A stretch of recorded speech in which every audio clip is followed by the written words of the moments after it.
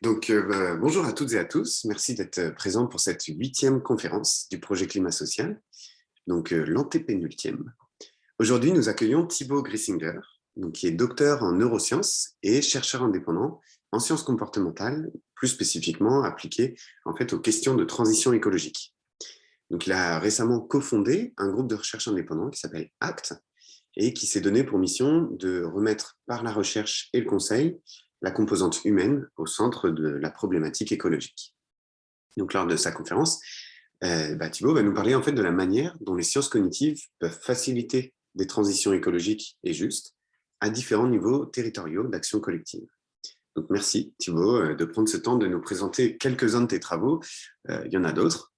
Et puis, comme pour chacune des conférences du cycle Climat Social, on a la chance d'avoir un ou une bidéaste de l'école multidisciplinaire de l'image de l'Université du Québec en Outaouais.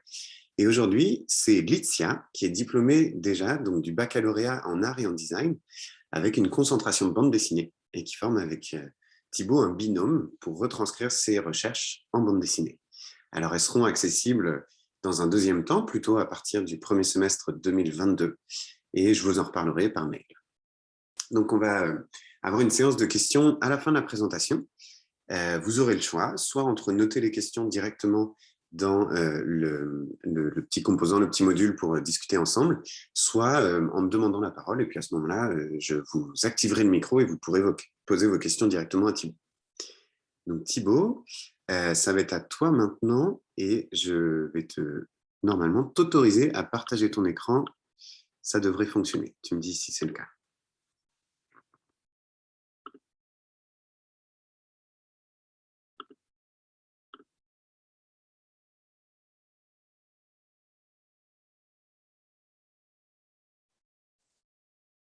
Nickel. Eh bien, je coupe mon micro et je te laisse la parole.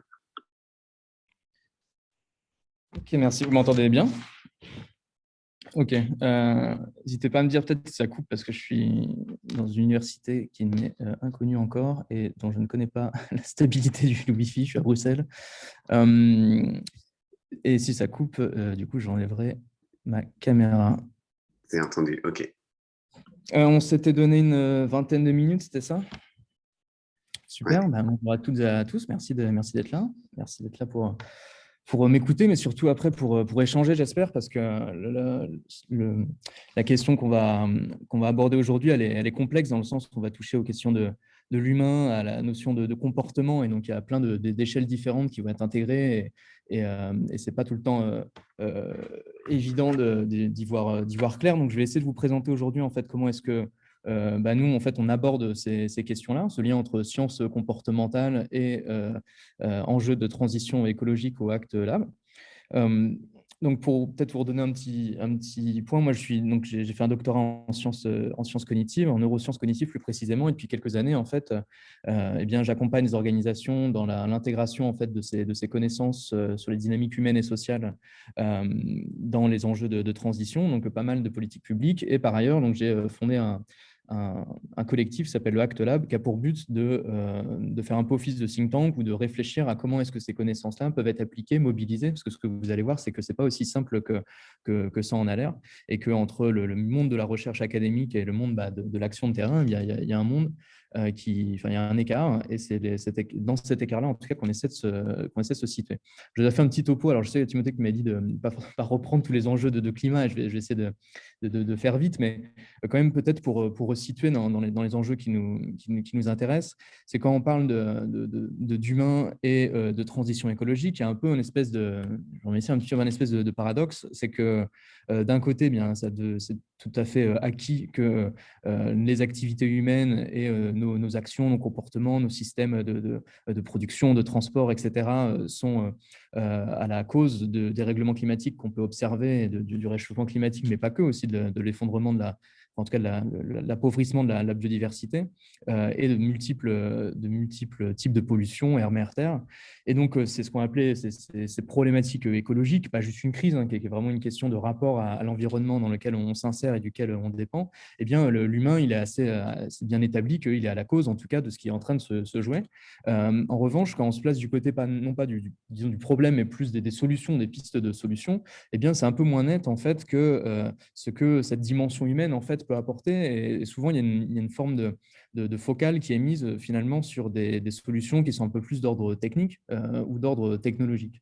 Et en fait, alors je vais y venir un petit peu, il y a des raisons, à cela, mais je voulais faire un petit rappel sur comment est-ce que, selon nous, en fait, cette dimension humaine, elle s'insère du côté entre plein de guillemets des solutions, en tout cas des pistes pour tenter d'alléger notre impact, de réduire notre impact sur l'environnement, avec d'une part eh bien, le rapport justement aux techniques et aux technologies, qui est repris dans une citation d'un ingénieur français qui s'appelle Philippe Biwix, qui dit que selon lui, les solutions ne sont pas uniquement techniques, elles doivent aussi passer par les usages, et donc elles sont selon lui sociotechniques. Et il y a une bonne manière d'avoir une idée de ce sujet-là, qui est dans la notion d'effet rebond. Donc j'ai pris un exemple qui est issu d'un journal, d'un quotidien français, qui représente comment est-ce qu'en Allemagne, les gros investissements qui avaient été faits dans la rénovation énergétique des bâtiments, de manière à faire en sorte qu'il y ait moins de déperdition d'énergie, eh bien, n'était pas à la hauteur des attentes. Et une explication à cela, c'est le fait qu'il n'y a pas eu de changement de comportement, disons, de gestion de l'électricité ou d'économie de l'énergie qui a été fait au sein de ces grands ensembles. Ce qui faisait que ça rejoint un petit peu, si vous avez déjà entendu ces exemples un peu prototypiques-là, du fait qu'on fasse moins attention aux lumières lorsqu'on les remplace par des LED qui sont beaucoup plus économes en énergie, parce qu'on se dit que ça dépense moins d'énergie, et donc on a moins d'efforts à faire sur l'économie d'énergie. Donc c'est un peu le même système qui se passe là, c'est que lorsque le bâtiment est mieux isolé, eh bien, on pourra une tendance à augmenter le point de confort thermique ou le point de chauffage, ce qui fait qu'il y aurait plus de consommation énergétique alors que le bâtiment est plus isolé. Donc là, il y a un cas typique, ce qu'on appelle un effet rebond, c'est-à-dire qu'on a déployé une innovation, disons, d'ordre technique, qui avait pour but d'isoler mieux les bâtiments et qui a été un peu contrecarré ou compensé par le fait que les habitants de ces bâtiments étaient moins attentifs aux économies d'énergie et donc étaient moins économes en énergie. Donc ça, c'est un premier point qui illustre bien le fait que lorsqu'on va déployer en fait une approche technique ou technologique, eh bien, il faut penser l'usage qui en est fait et d'être sûr que l'usage qui est fait de ces techniques ou de ces technologies-là, eh bien, elle aille dans la même direction que l'innovation. Un autre exemple de ça, par exemple, c'est les voitures dont les moteurs sont de plus en plus efficients et qui vont finalement consommer de moins en moins de pétrole, par exemple, ou émettre de moins en moins de carbone dans l'atmosphère. Mais si par ailleurs, il y a de plus en plus de personnes qui vont prendre des voitures individuelles sur un même territoire, eh bien, on va se retrouver avec plus de voitures, avec des moteurs qui certes sont plus économes, mais de manière globale, on va se retrouver avec des taux d'émissions qui sont à peu près constants. Donc, individuellement, les voitures consomment moins, mais vu qu'il y en a plus, au final, ça revient au même. Donc ça, c'est le premier point, que finalement, quand on pense même d'un point de vue technique, la dimension humaine et la dimension des comportements, elle est importante à intégrer dedans, parce que si l'usage ne suit pas l'innovation, eh bien, on se retrouve à avoir un effet qui est contrecarré. Et puis, il y a bien sûr l'acceptabilité d'une solution technique ou technologique, parce que parfois, on va mettre en place un dispositif technique, mais qui ne va pas du tout être accepté ou pas du tout être relayé au sein de la population, qui fait que finalement, ça va devenir extrêmement marginal et ça ne va pas avoir l'effet escompté, parce qu'une des prémices, c'était que tout le monde, finalement, adopte cette technique-là. Donc, ça se posait par exemple sur la question des voitures électriques. Si finalement on développe des voitures qui sont électriques, mais que finalement personne n'a les moyens de s'offrir des voitures électriques, si tant est qu'on considère que les voitures électriques soient une réponse à ces enjeux-là, eh bien on se retrouve un peu pris au dépourvu. Donc voilà, donc ça c'est disons le premier point qui est même quand on pense purement en technique, la dimension des usages qui en est fait, l'utilisation qui en est faite, l'acceptabilité et des prémices qu'il y a en termes de comportement, elle doit être intégrée. Et puis le deuxième point, c'est que finalement ces approches-là ne sont pas suffisantes et qu'en plus d'avoir un certain nombre d'innovations qui tendent à réduire notre impact environnemental, eh bien, il y a une nécessité de faire évoluer aussi un ensemble de modes de vie ou de comportements. Donc là, je vous ai mis un graphique, je suis désolé, je pense supprimer, mais j'ai oublié. En gros, ce que cette étude montre, mais il y en a plusieurs autres, c'est qu'ils essaient de regarder en fait sur différents critères comme les émissions de gaz à effet de serre, l'utilisation des terres, l'utilisation en eau, et ils essaient de quantifier un peu quelle serait la part en fait de comportement, donc qui est liée là au changement de régime alimentaire, diets, et la part d'innovation technologique qui permettrait en fait d'arriver à diminuer l'impact en l'occurrence de l'agriculture. Et donc en fait, ce que ce type d'étude montre de manière un peu systématique, c'est que certes, il y a des innovations qui sont faites en termes de technologie ou de technique, mais que doit aussi être être appareillé à ça, eh bien, un changement, là, en l'occurrence, de comportement alimentaire. Donc, c'est un résultat qui est un peu systématique, où on doit non seulement rendre nos systèmes plus efficients, mais également, en fait, changer nos comportements pour faire en sorte d'avoir une moins grande empreinte environnementale. Donc, si résumé là par la citation de WWF, qu'il est impératif de changer nos modes de vie et de nous développer autrement. Donc, quand on prend ces deux aspects-là, on se rend compte que finalement, la dimension comportementale ou humaine, elle est un peu au cœur des enjeux de transition et que sur la dimension un peu solution, encore une fois avec plein de guillemets, eh bien, il y a un impératif d'intégrer ces questions-là. J'ai remis ici un petit schéma qui était utilisé, c'est ça le schéma plus simple que je fais par une association française qui plébiscite le fait que quand on veut penser en termes de transition énergétique, eh bien, il y a une nécessité déjà de faire en sorte d'être plus sobre, donc de diminuer ses besoins en énergie, ensuite de rendre les systèmes les plus efficaces possibles, et ensuite de remplacer la part d'énergie incompressible par des énergies qui sont des énergies non fossiles. Ça marche avec d'autres comportements. Quand on parle par exemple de diminuer la consommation de ressources en eau, le fait de diminuer sa consommation d'eau, le fait de limiter les fuites sur les réseaux ou de faire en sorte qu'il y ait moins de déperdition d'eau, et ensuite sur ce qui reste, eh bien, de tenter d'induire de la circularité dans les réseaux de manière à ce que l'eau usée soit recyclée un maximum. Donc ça, c'est un peu un triptyque, et l'importance de ce que ces associations-là poussent, c'est que la première pierre à l'édifice, c'est les changements de comportement de manière déjà à réduire notre impact.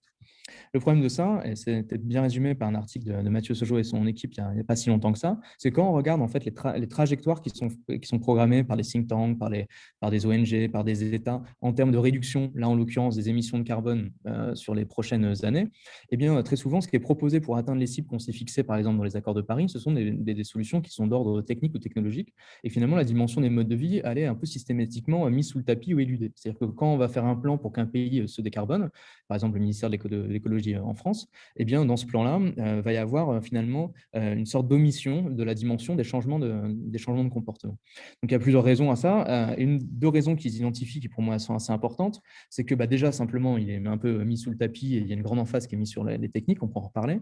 Et puis ensuite, quand il est bien identifié, de se dire, bon, bah là, typiquement, sur les changements de régime alimentaire, on est sur une dimension mode de vie, quoi. Donc, changer les comportements alimentaires, eh bien, c'est difficilement préhensible ou appréhendable ou quantifiable. Donc, autant on peut quantifier ce que va apporter, par exemple, l'usage du vélo versus une voiture individuelle en termes d'émissions, et ça, c'est des problèmes d'ingénierie où on peut un peu quantifier ça. En ce qui concerne les prédire, faire des projections, en ce qui concerne finalement les comportements, c'est quelque chose qui est considéré comme assez flou et assez difficile à appréhender, en fait. On a du mal à estimer qu'est-ce qui est faisable, à quel point est-ce que les citoyens seraient prêts à s'engager dans un changement, quel serait l'ordre de ce changement-là, qui changerait en premier, etc. Et un autre point qui est quand même assez important, c'est qu'il y a aussi des questions qui sont d'ordre éthico-moral. C'est-à-dire que lorsqu'on a un État et qu'on veut planifier une transition, quelque part, la technique, elle est un peu vue comme une dimension un peu neutre. C'est-à-dire que quand on va remplacer des voitures typiquement à énergie fossile par des voitures électriques, ça ne pose pas fondamentalement un problème qui va être un problème d'ordre de la liberté individuelle, etc. En tout cas, moins. La technologie est vue comme une forme de réponse à ces questions-là, alors que lorsqu'on touche au changement de mode de vie, là, on rentre dans des questions qui sont un peu des questions dures en termes est-ce qu'on est paternaliste si on pousse un certain comportement, est-ce qu'on ne l'est pas, qu'est-ce qu'on peut demander à des citoyens, qu'est-ce qu'on ne peut pas exiger d'eux, quels moyens on met en œuvre pour faire en sorte d'accélérer les changements, etc. Donc là, il y a des questions qui sont d'ordre éthique ou moral et qui touchent proprement à la démocratie, qui fait que c'est un sujet qui est non seulement difficile à quantifier, mais aussi en plus un peu touchy parce qu'on ne sait pas trop comment accompagner le changement.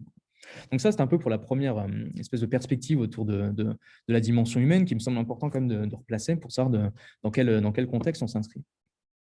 Là, nous, ce qui nous intéresse plus spécifiquement à Actolab, c'est une question qui va être, quand on parle de ces sujets qui sont liés aux facteurs humains, je crois que vous avez une expression québécois, en tout cas, on l'utilise, le PFH, le putain de facteur humain. Je ne sais pas si c'est un mythe qui circule en France ou non, mais en tout cas, c'est utilisé par certains en France pour le qualifier finalement un facteur humain qu'on conçoit. On sait très bien qu'il y a une question de comportement, on voit bien qu'il y a une question de facteur humain, on a du mal à le qualifier. Et donc, au final, on ne sait pas trop ce qu'il y a derrière. Et donc, la question qu'on s'est posée avec mes collègues du Actolab qui avons une formation en fait en sciences du comportement, disons, cognitive, sociale, c'était comment est-ce que les connaissances qu'on a en fait à l'échelle de l'académie sur comment des habitudes se forment, comment est-ce que des normes sociales vont venir influencer des comportements de groupe, par exemple par rapport à l'alimentation, l'alimentation, le fait de changer d'alimentation, eh bien, ça va se heurter au regard des autres, au jugement.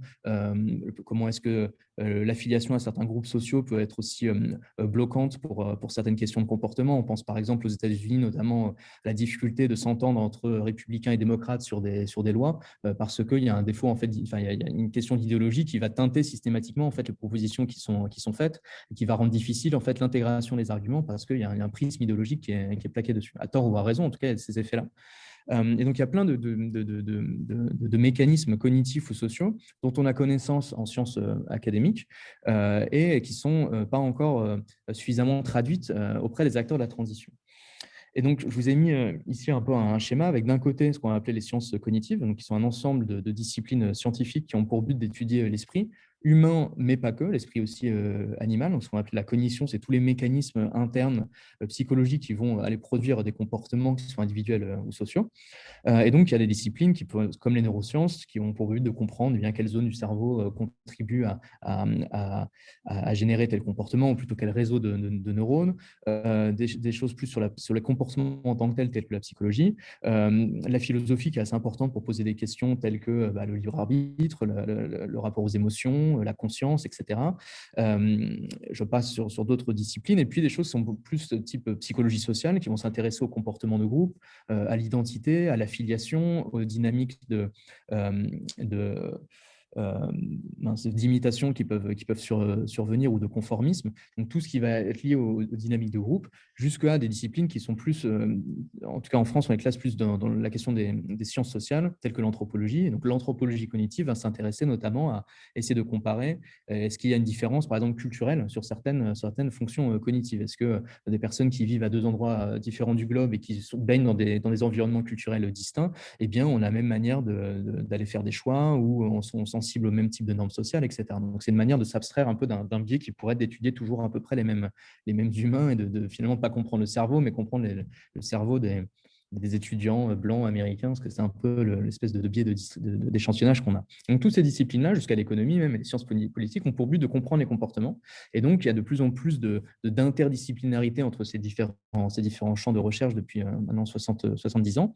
Et donc, il y a énormément de connaissances qui sont accumulées. Puis là, de l'autre côté, ce que j'ai appelé, disons, les acteurs de la transition, donc ça peut être des villes, l'État, des collectivités, ça peut être également des think tanks, des associations. Alors, je suis désolé, c'est que des noms qui sont d'organisations françaises avec qui on collabore, mais disons que là, on a des think tanks, on a des clubs d'entreprises qui essaient de réfléchir à comment faciliter le changement au sein des entreprises, et donc qui essaient de développer des outils pour permettre à un certain nombre d'entreprises de prendre une voie vers la décarbonation, en sachant qu'il y a tout un tas de contraintes qui sont d'ordre économique ou institutionnel. Des groupements de recherche, donc là, le Muséum d'histoire naturelle qui va s'intéresser par exemple aux questions de biodiversité, à l'impact des puits de carbone, aux émissions, etc., jusqu'à des ONG. Donc, j'ai cité WWF tout à l'heure, je ne sais pas quelles ONG il y a chez vous, mais en tout cas, qui ont pour but d'aller représenter la société civile et de faciliter la transition. Donc, je les appelle les acteurs de la transition, dans le sens où ce sont eux qui vont déployer des actions de communication, qui vont déployer des actions de politique publique, qui vont repenser de la gouvernance des entreprises de manière à limiter leur impact. Donc, on est sur des gens qui sont finalement dans l'action, qui sont au cœur du problème qui nous préoccupe. Et donc, une manière assez classique qu'on a d'aborder ça en sciences cognitives, le lien entre sciences cognitives et écologie, c'est de tracer un pont entre les deux. Alors là, Timothée m'a dit qu'il y a pas mal parmi vous d'étudiants ou d'étudiantes et de personnes qui se spécialisent des sciences cognitives, donc je me suis permis de faire un petit zoom dessus. Sur une revue de la littérature qui est sortie il y a très peu de temps, septembre, et une autre qui sort à la fin de l'année, qui a essayé de regarder un peu toutes les interactions qui existaient justement entre les sciences cognitives et les enjeux de transition, de limiter les émissions de carbone, ou de limiter la dégradation de la biodiversité. Et en fait, il y a, disons, trois types de publications qui ressortent, qui pour moi illustrent un peu trois types d'interactions qui se font pour le moment entre le monde académique et le monde des acteurs de la transition.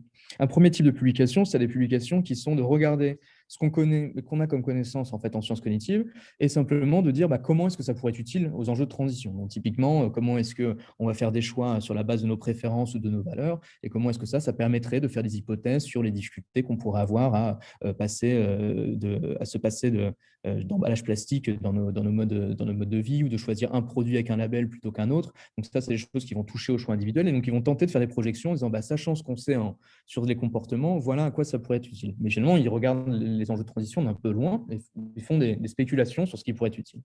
Un autre type de connaissance qui, là, va s'approcher un peu plus du terrain et va aller regarder, soit par le biais de questionnaires, soit par le biais de données qui sont existantes, essayer de comprendre un peu mieux, en fait, les intentions de changement, les représentations, les comportements, en fait, d'un certain nombre de citoyens et de citoyennes, pour essayer de voir, d'essayer de prédire quelles pourraient être les difficultés qu'il y aurait de changer ou s'engager dans une autre voie.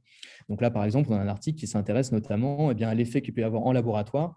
Non, pardon, là, ce point-là, c'était sur les laboratoires. Ils reproduisent en laboratoire, en fait, des conditions qui seraient un peu similaires à des conditions réelles, mais en laboratoire. Et c'est de l'autre type d'article qui va s'intéresser à des données réelles. Donc là, on a un article qui regarde, par exemple, en laboratoire, comment est-ce que de présenter d'une telle manière des enjeux de transition va peut-être faciliter l'engagement ou l'intention de changer. Donc, c'est tout le débat sur est-ce qu'il vaut mieux faire peur ou créer un sentiment d'urgence, ou au contraire, dans quelque chose qui est beaucoup plus positif et avec des émotions qui sont plus attractives. Et puis, des expériences où là, ils vont regarder typiquement des comportements réels ou des questionnaires. Donc là, on a les réactions à des expériences d'événements météorologiques extrêmes, donc après une inondation, après une vague de chaleur, de regarder si les populations ont plus tendance à être préoccupées par ces questions-là ou à s'engager dans des comportements qui seraient des comportements de préparation finalement aux prochaines vagues de chaleur qui vont venir de plus en plus accélérées. Et donc ça, ce sont finalement des types d'interactions. Ce sont des chercheurs, des chercheuses qui partent du laboratoire et puis qui essaient de regarder en fait ce qui se joue au niveau des acteurs de la transition. Et puis, il y a un article qui sort un peu du lot, qui va un peu plus loin que ça, et c'est là où je voudrais vous emmener, qui va se poser la question, mais concrètement, en fait, parce que tout ça, c'est bien beau de savoir qu'est-ce qui va aller changer des comportements ou qu'est-ce qui pourrait expliquer qu'on ait du mal à changer de comportement de consommation ou à être attentif ou prendre en compte certains labels. Ça ne nous dit pas concrètement le problème qui se pose ici, c'est qu'à la fin, on veut agir. C'est-à-dire qu'à la fin, ce qu'on veut, c'est accompagner le changement de comportement. Donc, habiter autrement pour moins grignoter d'espace et artificialiser les sols, moins consommer, notamment moins consommer de produits qui ont un haut impact environnemental, ne pas jeter ses déchets plastiques sur la plage ou en tout cas d'avoir un autre système de traitement qui évite de les relâcher ou de moins prendre sa voiture. Donc à la fin, on veut des choses concrètes parce que c'est là-dessus que se jouent en fait les émissions. Ce n'est pas juste sur qu'est-ce qui pourrait ou sur la théorie, en fait, c'est sur la pratique. Et donc quand on a un ensemble d'acteurs comme le GIEC, ou en tout cas le Comité international d'études du changement climatique ou sur la biodiversité, ou un certain nombre d'ONG qui font des études sur les questions de pollution, eux, ce qui les intéresse, c'est comment on réduit notre impact. Donc on est sur l'action. Et il se trouve que la plupart de ces articles-là s'intéressent plus à la théorie, en fait, sur qu'est-ce qui pourrait changer, qu'est-ce qui pourrait affecter les comportements, mais on reste assez loin finalement de l'action. Et donc il y a un article qui se pose la question, qui est de se dire comment est-ce que très concrètement ces sciences comportementales, elles peuvent aller influencer des politiques environnementales, donc être dans l'action, ou comment elles peuvent influencer des pratiques de conservation. Donc très concrètement, comment est-ce que ces acteurs-là peuvent intégrer ces connaissances-là de manière à faciliter les changements de mode de vie ou de mettre en place un certain nombre de techniques qui soient efficaces parce qu'ils prennent en compte les usages, comme j'expliquais tout à l'heure. Et donc, en fait, nous, ce qui va nous intéresser au Act Lab, ça va être justement d'être sur cette phase-là, d'essayer de se mettre du point de vue de ceux qui font la transition et de se dire comment est-ce qu'on peut ramener en fait ces connaissances-là au niveau de l'action. Comment est-ce que ça peut aller informer des politiques publiques? Comment est-ce que ça peut changer des stratégies de communication? Alors, les communications, on ne reste pas encore dans l'action, d'ailleurs, on reste dans la sensibilisation qui précède l'action. Mais comment est-ce qu'on peut les rendre plus engageantes ou plus efficaces pour qu'il y ait une prise de conscience qui se traduise en changement de comportement, par exemple? Donc, la posture qu'on a, c'est de se mettre de ce côté et de se dire, on ne fait pas de recherche à ce niveau-là, mais comment ces méthodes ou ces connaissances peuvent être intégrées. Donc, il y a 4 manières, à notre avis, de le mettre en évidence. C'est ce qu'on a essayé de montrer jusque-là, et je vais vous montrer un ensemble de travaux. Je vais passer rapidement sur des choses qu'on fait qui essaient de prendre en compte comment ces sciences du comportement peuvent mieux répondre aux enjeux de transition et aider l'action. Et je vais essayer de vous montrer sur ces 4 points quelques exemples. Donc, le premier point, en tout cas, la première manière dont ces sciences du comportement peuvent être utilisées, ça va être sur le fait de faciliter la mise en œuvre d'actions qui soient plus impactantes, mais également plus justes. C'est le premier point. Alors, il y a plusieurs, disons, une manière un peu classique de le faire, c'est de prendre les connaissances qu'on a sur le cerveau ou sur le comportement et de se dire, on va appliquer en fait un ensemble de stratégies à un certain nombre d'actions. Donc, on sait que notre attention est limitée et donc il faut rendre pertinente l'information. Il faut faire en sorte, lorsqu'on va présenter, je sais pas, une piste cyclable sur l'espace public, de capter l'attention pour la rendre visible et la mettre en évidence. Le fait d'anticiper le fait qu'on ne soit pas attentif à tout. Et donc, ce n'est pas parce qu'on vous donne une information sur comment trier vos déchets une fois sur Internet que vous allez, au moment de trier trier vos déchets, à réussir à l'implémenter.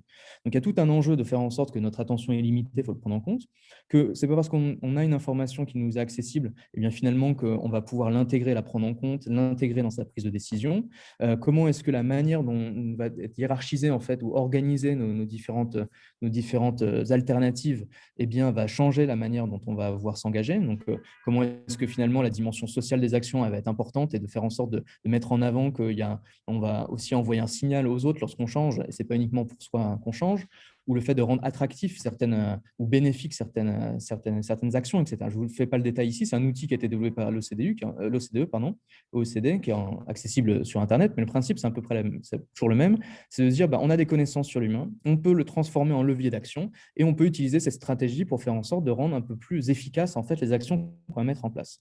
Donc, ça se traduit par exemple avec ce type de dispositif qui a été mis en place en France. Donc là, ce n'est pas sur les questions d'écologie, mais c'est pour donner un exemple, où en fait, il y a un rapport qui a été édité sur comment rendre la communication aux citoyens et aux citoyennes la plus efficace et la plus claire possible. Et donc, ils ont un ensemble de recommandations qui s'appuient sur la manière dont on va encoder l'information, réduire la quantité d'informations, rédiger le plus simplement possible, penser à la formulation de manière soit compréhensible par tous, le fait d'aider à l'organisation des différentes tâches administratives qui doivent être mises en œuvre. Donc, qu'est-ce que vous devez faire, à quel moment, quels sont les deadlines, donner du feedback sur le fait que ça a été bien fait et que vous êtes dans la bonne direction, etc. Je ne détaille pas tout, là, encore une fois, c'est en ligne, vous pourrez aller consulter.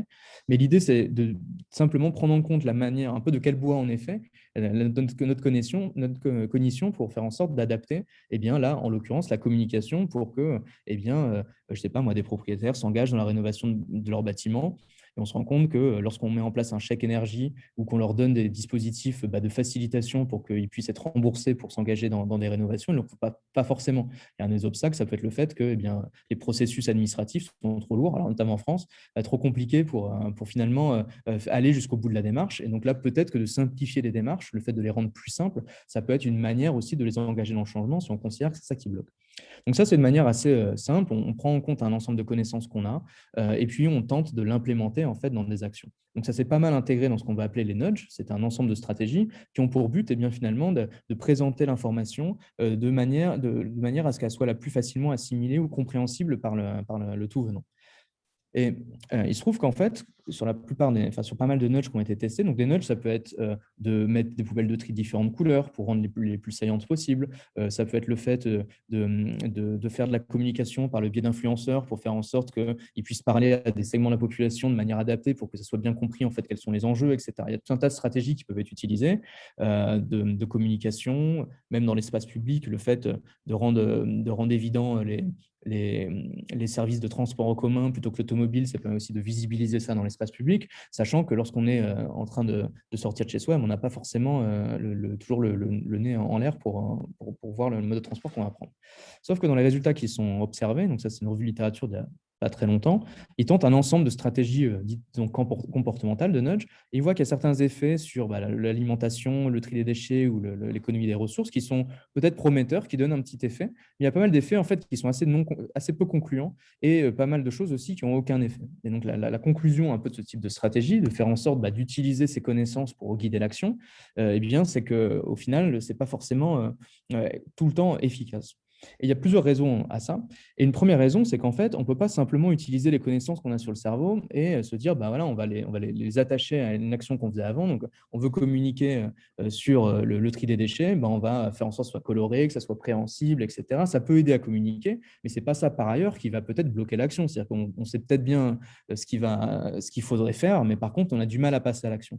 Donc, c'est ce qu'on va appeler, par exemple, le gap entre intention et action, intention-action gap, qui est le fait qu'on a beau être motivé, on a beau savoir, on n'a pas tout le temps les moyens de le faire dans son environnement, ou on n'a pas tout le temps la motivation de le faire, ou peut-être qu'on a des buts ou des motivations qui vont être concurrentes au moment de le faire. Donc, en fait, on voudrait bien trier, mais on n'a pas le temps, ou en fait, finalement, c'est assez sale. Et donc, il y a plein de choses qui peuvent survenir.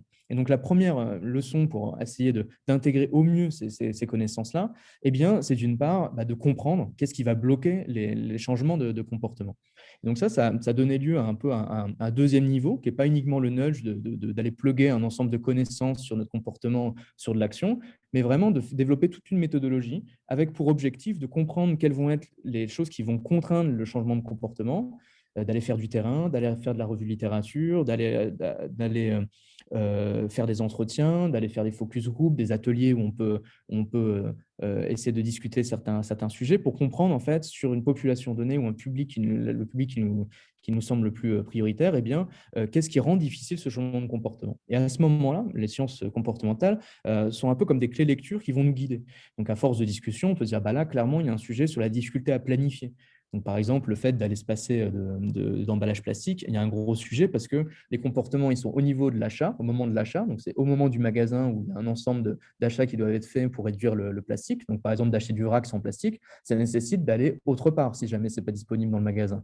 Donc, déjà, il y a un parcours d'achat qui va être modifié et donc de déconsommer du plastique, ce n'est pas juste chez soi d'utiliser moins de plastique, ça se passe dès le comportement d'achat. Mais ça se passe aussi pour pouvoir se passer de plastique par un changement des pratiques alimentaires. Et donc là, on est au moment de la cuisine. Donc le fait de devoir cuisiner à la maison, d'utiliser des légumes, des aliments frais non transformés, parce que souvent, c'est les produits transformés qui sont consommateurs de plastique, eh bien, ça va demander des changements de comportement, alimentaire et ça va demander d'être capable de finalement savoir cuisiner autrement, quoi. C'est valable pour la viande, par exemple. Si on veut se passer de viande, eh bien, il faut savoir quoi cuisiner. Et si pour si pour les personnes, un repas, c'est de la viande plus quelque chose pour accompagner la viande, et que c'est ça un repas qui est équilibré, eh bien, la représentation qu'il y a du repas va se retrouver être bloquant lorsqu'il va s'agir de se passer de la viande, parce que la question, c'est, attends, si les légumes, c'est pour accompagner la viande, si on enlève la viande, qu'est-ce qu'on mange, quoi. Et donc là, il y a une question il y a un sujet de savoir, d'aller apprendre ou aider à cuisiner autrement ou en se passant de viande. Donc là, on est sur la question des compétences, disons, en termes d'alimentation. Donc, typiquement, un sujet comme l'alimentation, ça se passe au moment de l'achat, au moment du transport de l'achat, parce que si on ne veut pas prendre d'emballage, il faut apporter ses propres sacs, donc il faut s'organiser, donc il faut le planifier. Dans la cuisine, avec le fait de trouver du temps pour le faire, d'avoir les compétences pour le faire, de savoir comment faire, etc. Et puis ensuite, au moment d'utiliser les emballages, de les réutiliser plutôt que les jeter, etc. Donc, on voit que quelque chose qui est aussi simple que le zero waste, enfin, en tout cas en théorie, d'un point de vue comportemental, en fait, vers toute une chaîne avec des blocages potentiels. Et donc, ce qu'on va plaquer en fait sur ce comportement-là, c'est un ensemble de clés de lecture qu'on va enrichir à mesure qu'on va se projeter dans le terrain, faire les entretiens, etc. Donc ça, c'est le premier niveau, c'est d'essayer de comprendre un peu mieux ce qui se joue. Mais à deuxième niveau aussi, quand on est un État, par exemple, c'est de comprendre de quel type de comportement on parle. Parce que là, je parlais par exemple du zero waste. C'est qu'on s'est déjà dit que de fait de changer ses pratiques alimentaires en diminuant sa consommation de viande, c'était une réponse aux enjeux environnementaux dont je parlais avant. Et ça, ce n'est pas évident de savoir qu'est-ce qu'il faudrait changer comme comportement de manière à pouvoir réduire l'impact environnemental. Donc déjà, une première question, c'est de se poser la question de savoir qu'est-ce qui est prioritaire. Parce que si on doit mettre de l'énergie, de l'action publique dans les comportements, il faudra savoir ce qui est prioritaire. Donc, il y a un ensemble d'études qui vont, par exemple, nous permettre de dire de régime végétarien, c'est ce qui va permettre une plus grande diminution de nos émissions de carbone. Donc, peut-être que si on veut accompagner les changements de mode de vie ou les changer, si on doit mettre du temps et développer ce type d'approche pour vraiment accompagner les changements, eh bien, peut-être se poser la question de savoir quel type de pratique est peut-être la plus prioritaire ou la plus prioritaire sur les enjeux auxquels on veut répondre. Donc là, vous voyez la taille des colonnes, c'est l'impact en termes de diminution. Donc après, on a le vélo pour les trajets courts, le covoiturage pour les trajets, ne plus prendre l'avion, etc. Donc on peut déjà se poser la question de savoir avant tout quel est l'enjeu prioritaire. Et très souvent, c'est un obstacle parce qu'on peut avoir un peu comme préconçu que finalement, le recyclage, ça serait la solution et que ce serait les comportements de recyclage qu'on voudrait changer, par exemple.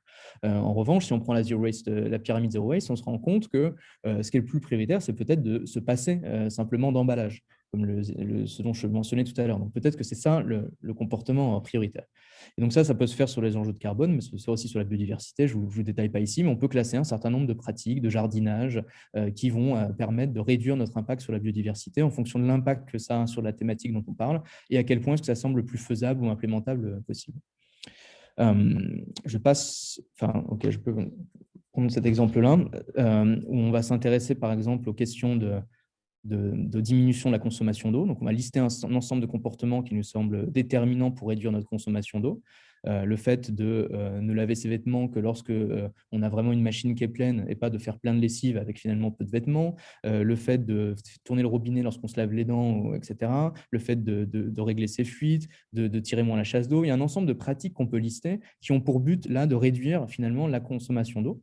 Et ensuite, on peut faire des études pour regarder, avec des questionnaires, des entretiens, quel type de mécanique comportementale va être la plus déterminante. Et donc, dans cet article, par exemple, il montre que finalement, le fait, l'âge ou le genre au niveau d'éducation, quand c'est au-dessus c'est à droite du 1, là, c'est que ça a beaucoup d'effets sur le comportement dont on parle, et en dessous, ça a peu d'effets. Donc l'âge, le genre, l'éducation, ou le fait de louer son appartement, ou le fait d'à quel point est-ce qu'on pense que réduire sa consommation d'eau, ça va demander de l'effort physique ou de l'effort mental, ça semble avoir assez peu d'impact. Par contre, le contexte dans lequel on se trouve et à quel point est-ce que finalement on a une cohérence entre tous les dispositifs à travers la salle de bain, la cuisine, etc., ça va avoir un impact plus fort sur les changements, parce qu'en effet, si on change une habitude, mais qu'à chaque pièce, c'est des dispositifs différents, c'est difficile de stabiliser une habitude, parce qu'à chaque fois, il faudra se réhabituer à un certain environnement.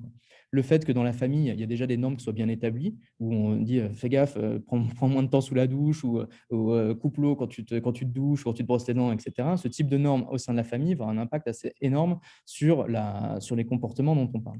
Et donc, on peut regarder un ensemble de ces paramètres-là, d'avoir déjà eu l'expérience d'avoir des restrictions d'eau. Ça va faire prendre conscience pas mal sur la faisabilité des changements de comportement. Et donc, ça va être plus facile pour un certain nombre de personnes de réduire ces comportements d'eau, etc.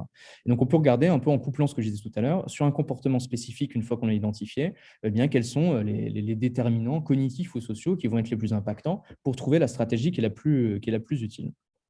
Je passe là-dessus, mais en tout cas, je pourrais vous donner d'autres exemples si vous le désirez, mais on a développé un ensemble de projets où à chaque fois, l'idée, c'est de comprendre ce qui va bloquer, de mettre en place des actions de communication, etc., qui vont pour but d'aller y répondre, donc qui vont répondre au problème qui est mentionné avant. Donc, par exemple, sur le covoiturage, on se rend compte qu'il y a un gros sujet, c'est la visibilité en fait, du covoiturage en termes de transport public dans la ville. Donc, on va développer un projet, on va faire en sorte que les lignes de covoiturage soient dédiées et que ça soit vu comme quelque chose de visible, de saillant, pour qu'il y ait un peu cette idée que le covoiturage est un moyen de transport en commun et ce n'est pas juste une version modifiée du transport individuel, et donc que ça peut être vu comme un service d'entraide, un service à la personne, et donc que ça devienne un sujet dans l'espace public, parce que dans l'espace public, la voiture, c'est ce qui prend le plus d'espace. Donc là, on a compris qu'une des difficultés, c'était que ça nous vienne en tête que le covoiturage était une solution qui existait, au même titre que le bus ou la voiture, qui était quelque chose qui était peut-être même plus adapté pour certains types de trajets, parce qu'on a plus de flexibilité qu'avec le bus, surtout dans les zones où il y a assez peu de réseaux de bus. Et on est en train de développer là, un projet avec une métropole pour faire en sorte de rendre visible dans l'espace public le covoiturage, pour que ça soit quelque chose qui devienne plus automatique, avec un service d'appli aussi pour faire en sorte qu'il y ait quelque chose qui puisse y répondre. Et ensuite, la dernière étape, c'est de faire en sorte, bien sûr, que ce qu'on a mis en œuvre, ça a un impact effectif sur le comportement. Donc, on va tenter d'évaluer, de regarder si en effet, après avoir visibilisé le covoiturage dans l'espace public, il y a plus de gens qui prennent de covoiturage, ou alors moins de gens qui prennent la voiture individuelle, ou des gens qui sont plus tentés peut-être de le prendre, mais il y a peut-être d'autres barrières qu'il faut adresser derrière. Voilà, il y a un cadre éthique qu'on peut placer dessus, mais en gros, c'est à peu près le point que je voulais évoquer avec vous. 2-3 points avant de très brièvement faire la suite, parce que je vois que je suis un peu trop de temps. Il y a 2 points qui me semblent importants sur ces questions de changement de comportement. C'est d'une part, quand on parle d'accompagner le changement, là je vous ai mis un schéma qui est issu d'un think tank français, qui va regarder la part d'émissions de carbone qui peut être due aux actions individuelles, aux actions d'investissement individuel, et ensuite à d'autres choses qui sont liées à l'action des entreprises. Donc, typiquement, il regarde chaque individu, s'il change son alimentation, sa mobilité, son rapport aux biens et services, il peut déjà réduire de 2 tonnes d'équivalent carbone. Donc ça, c'est l'objectif, c'est des accords de Paris. Donc, il peut déjà réduire pas mal son empreinte carbone en faisant des changements qui sont accessibles d'ores et déjà à vous et moi. Donc déjà, tout de suite, on pourrait déjà réduire assez significativement notre comportement. Donc là, on peut utiliser les approches que j'ai développées tout à l'heure pour développer un ensemble d'actions. Ensuite, il y a des choses qui sont liées à l'investissement, de rénovation dans son logement, d'investir dans la robinetterie, par exemple, si on parle d'économie d'eau qui va consommer moins d'eau, etc. Donc, des choses qui sont de l'ordre de l'investissement qui peuvent être mis en place. Et puis ensuite, il y a une part qui est due simplement à l'offre. C'est-à-dire qu'à partir du moment où on est dans un territoire où il y a peu d'offres de transport, il y a plus d'offres de consommation, et bien forcément, même si on a la volonté de changer, on n'aura pas forcément la possibilité de le faire. Et donc ça revient à deux notions qui sont absolument essentielles quand on parle de changement de comportement et d'être sûr de ne pas responsabiliser les gens. Ça va être sur, la marge de manœuvre dont ils disposent. Certaines personnes ont moins de marge de manœuvre que d'autres parce qu'ils n'ont pas les moyens financiers, parce qu'ils n'ont pas les ressources en termes d'effort mental. Le stress, la fatigue va rendre difficile le changement. Et aussi parce que peut-être que lorsqu'on parle des changements de comportement en termes d'émissions de carbone, eh bien, il y a une différence entre certaines personnes dans la population. Et en effet, on se rend compte que si on regarde les émissions de carbone par niveau de salaire aux États-Unis, il y a une forte corrélation. Et donc, il se trouve, pour le dire autrement, que plus on a un haut niveau de salaire, plus on va déployer un mode de vie qui va être carboné et va être émetteur de carbone. Et donc, on va se poser la question, lorsqu'on veut diminuer l'empreinte carbone de la population, qui on va viser en priorité et qui on va accompagner dans le changement en priorité. Donc, l'objectif numéro 1, ça va être de prendre des comportements qui ont un impact, mais auprès de populations qui ont la plus grande marge de manœuvre, donc qui ont le plus grand impact, mais qui ont aussi la plus grande possibilité de changer. Donc, des personnes qui ont peu de moyens et qui sont stressées, fatiguées, etc., ont sans doute le moins d'impact en termes de mode de carbone, mais aussi la moins grande capacité de changement. Et en fonction de là où on vit, c'est pareil. Et puis, un deuxième point, c'est que lorsqu'on parle de changement de comportement, on pense souvent aux consommateurs, on pense souvent aux citoyens, aux citoyennes. Mais on oublie en fait qu'on a différents rôles dans la société. Et moi, je vais habiter un quartier, j'ai peut-être une famille, et donc je peux changer au sein de ma famille un certain nombre de choses, et donc entraîner avec moi les gens dans ma famille potentiellement, mes proches également. Dans mon quartier, je peux peut-être batailler pour tenter d'aller voir la mairie pour mettre en place des poubelles ou des choses comme ça. Donc ça, c'est un comportement qui appartient plus uniquement à mon espace familial, mais qui est moi en tant qu'habitant d'un quartier. Et puis aussi, si vous travaillez, eh bien, dans votre entreprise, il y a aussi un ensemble de comportements qui peut être mis en place pour faire en sorte de diminuer l'impact de l'entreprise. Et donc, quand on parle de changement de comportement d'individu, il faut bien savoir qui, quoi, mais aussi où et dans quel rôle. Et très souvent, on va omettre, par exemple, le fait que, on n'est pas uniquement des consommateurs et on a aussi un rôle dans les entreprises ou un rôle dans nos familles. Et donc là, c'est d'autres types de pratiques qui peuvent être mis en place et qui peuvent faciliter le changement. Donc ça, c'est une manière un peu pour nous d'accompagner dans la réflexion les pouvoirs publics et les organisations pour faire en sorte qu'ils ne pensent pas uniquement en termes de qu'est-ce qui bloque d'un point de vue cognitif ou social, mais aussi de penser une stratégie qui ait le plus d'impact parce que, sachant l'ampleur des changements qu'on doit faire, eh bien, c'est une manière d'aller finalement toucher là où il y a le plus de points de levier. Et même en touchant de manière un peu stratégique les différents types d'acteurs, on peut faire effet de levier de manière un peu plus systémique. Et donc, ce qui m'amène au deuxième point, et je vais passer sur les autres promis, le fait de mieux comprendre les dynamiques comportementales à l'œuvre. On a un ensemble de projets qui sont des projets de type recherche-action, où on va s'intéresser par exemple au mode d'habitat. On va pas, dans ce projet-là, on ne va pas uniquement s'intéresser à pourquoi certains habitants vont habiter des maisons qui ont une forte empreinte au sol, en périphérie des villes, qui vont devoir construire des routes, qui vont finalement être extrêmement impactantes d'un point de vue environnemental, en sachant que chacun, dans le choix qu'il va faire en termes d'habitat, ça va pas dépendre uniquement de sa propre volonté quand on revient à la marge de manœuvre. Donc, ça va dépendre aussi de quelles maisons sont construites, quel est le niveau des loyers, est-ce que les élus vont faire en sorte de faciliter la construction d'habitats plus denses ou au contraire, ils vont faciliter la construction d'habitats un peu plus larges. Et donc, on a tout un projet, on s'intéressait à chaque type d'acteur, quelle était sa part de responsabilité dans la question de habiter dans des logements plus denses en centre-ville plutôt que dans des maisons très larges en périphérie. Et donc, on a été regarder les déterminants de changement de comportement des élus, des bailleurs ou des constructeurs, des habitants, et d'essayer de comprendre entre chacun est-ce qu'il y a des représentations qui peuvent être bloquantes et qui peuvent s'avérer problématiques.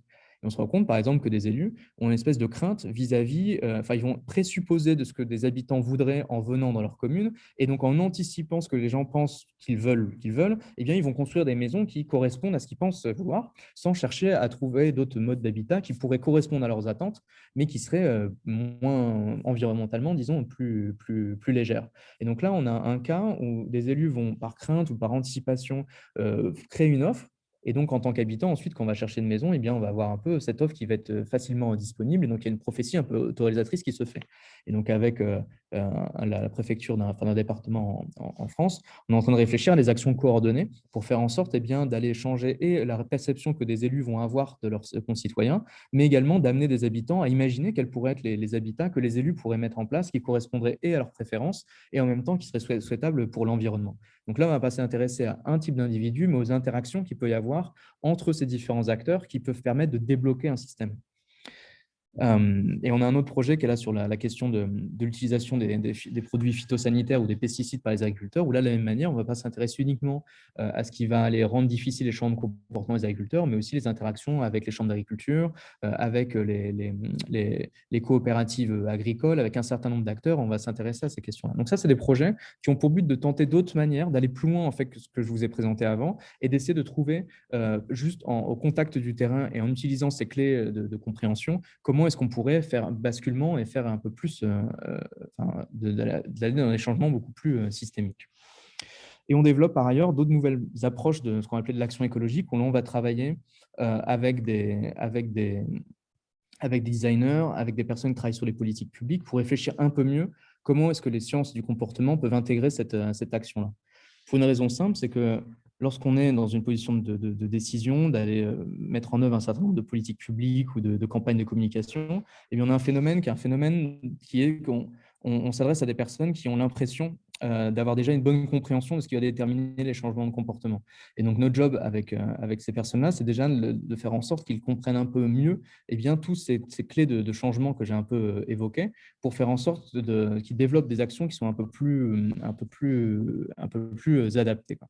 Et donc là, on va utiliser les sciences cognitives, pas comme nous, on va analyser des enjeux de comportement et les mettre à disposition des acteurs publics, mais on va faire en sorte de leur donner des clés pour qu'eux-mêmes soient en mesure de mieux comprendre qu'est-ce qui, dans leurs concitoyens, va empêcher le changement. Je passe là-dessus parce que c'est un peu plus long, mais je vais m'arrêter là, peut-être prendre quelques questions. Pour résumer, peut-être une dernière slide de conclusion, c'est que notre rôle, il est vraiment d'être à l'interface entre les acteurs de la transition et les connaissances en sciences du comportement pour faire en sorte de trouver de tracer des ponts entre les deux. Merci.